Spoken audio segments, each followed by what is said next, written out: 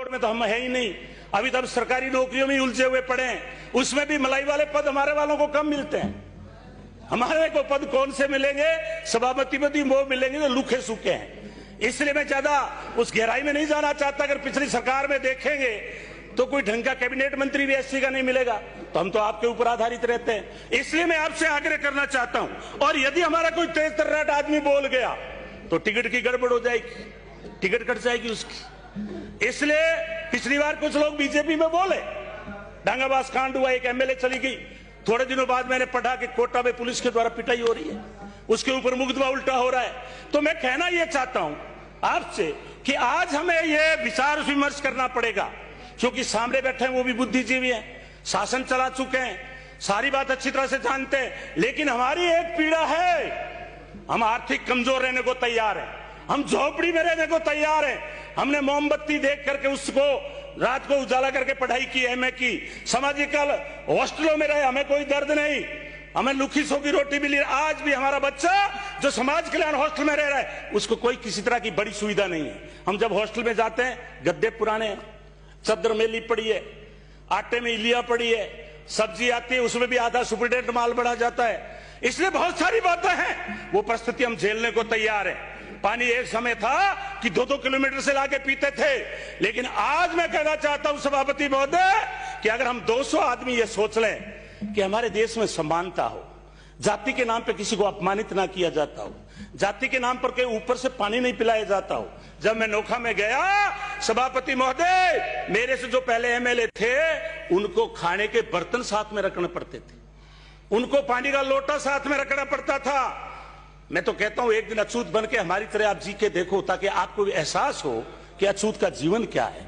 इसलिए मैं आपसे आग्रह करना चाहता हूं सभापति महोदय कि मैं ना आपसे धन की मांग कर रहा हूं, वो जो सुविधा है सभी आप इस संविधान के अंदर वो दें। मैं तो आपसे एक ही मांग कर रहा हूं, हमें आत्म सम्मान चाहिए।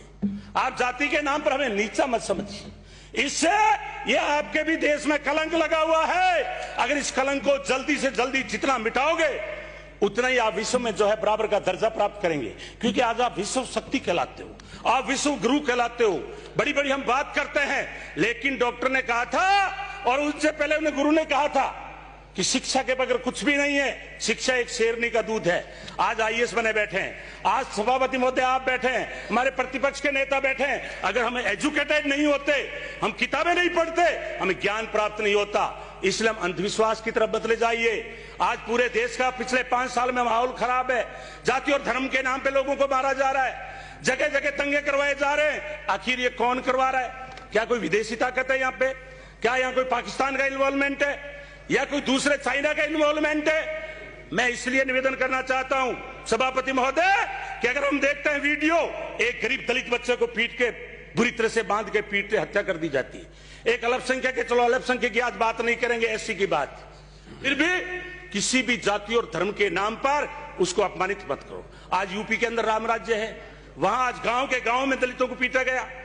इसलिए मैं आग्रह करता हूं कि जो भी अपराध करेगा वो दबंग जाति का होगा, 2 मिनट में, और दबंग जाति का नेता ही यहाँ पावरफुल होगा, तो फिर आखिर उस अपराधी को कौन पकड़ेगा?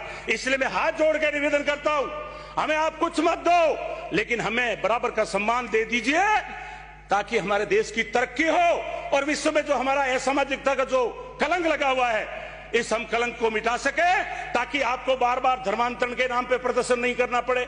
एक आदमी की क्या औकात कि ईसाई धर्म के नाम पे वो धर्मांतरण करा रहा है? देश हमारा है, हम लोग देश के हैं। इसलिए आप यहां, चूंकि आपको मीडिया में खबर बनानी है, उसकी बजाय एक प्रभावशाली आदमी अगर उस गरीब को इज्जत देगा, वो आदमी धर्म परिवर्तन नहीं करेगा। मैं एक उदाहरण देके बैठूंगा, मेरे एक बेगवाल अलादीन बन गया, मुसलमान धर्म परिवर्तन कर लिया।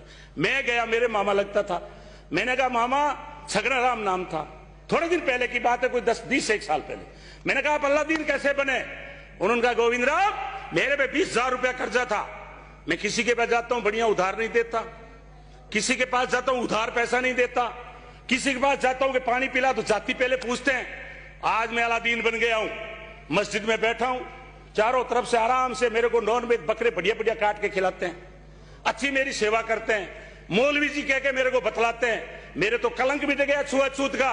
इसलिए मैं निवेदन करना चाहता हूं कि गरीब आदमी, गरीब जातियां हम गरीबी से पीड़ित नहीं है, लेकिन आप जो अपमान करते हो, छुआछूत करते हो गांव में, हम उससे पीड़ित हैं। मैं ये नहीं कहता कि जो माननीय सदस्य बैठे आपकी भावना गलत है, लेकिन अभी तक आपका प्रचार का मुद्दा होना चाहिए गांव में कि मेरे सवर्ण जात के भाइयों, ये दलित हमारा भाई है, इसने कभी देश के प्रति विद्रोह नहीं किया, कभी भीखा रहा तो विद्रोह नहीं किया, हमारे घरों में ये काम करने वाले लोग, हमारी सफाई करने वाले लोग, और हम इसके साथ छुआछूत कर रहे हैं। इसलिए मैं निवेदन करना चाहता हूं सभापति महोदय कि अगर हमें देश को विकास की ओर ले जाना है तो बाबा साहब ने एक कहा है, वे धन्य हैं जो अनुभव करते हैं कि जिन लोगों में हमारा जन्म हुआ है उनका उद्धार करना हमारा कर्तव्य है। धन्य है वे जो गुलामी का खात्मा करने के लिए सब कुछ न्यौछावर करते हैं, और धन्य वे हैं जो सुख और दुख, मान और सम्मान, कष्ट और कठिनाइयों, आंधी और तूफान की परवाह किए बिना